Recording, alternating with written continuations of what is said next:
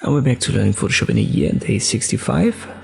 Let us talk a little bit more about vertical text, because we can also create horizontal text and then just simply rotate it. So this would be a second way to create vertical text, but it's going to have a different orientation. So we have on the left the horizontal and on the right the regular vertical text. And now I activate the horizontal, press Ctrl T, and then I hold Shift while I rotate it. And what you have to do now is to adjust the VA, so the kerning, the distance between the letters.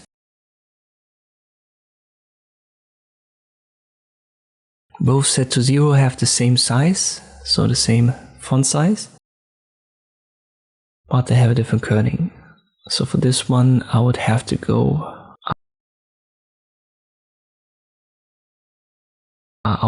way up. Let me try 400. And that comes a little bit closer.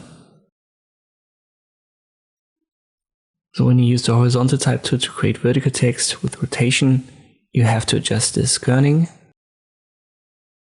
Same goes when you do it the other way around. So you use the vertical type tool, the horizontal, and then you want to turn both into horizontal text.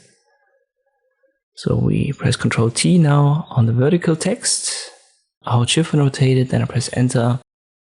And now in this case we have to go down with the VA. So I go to minus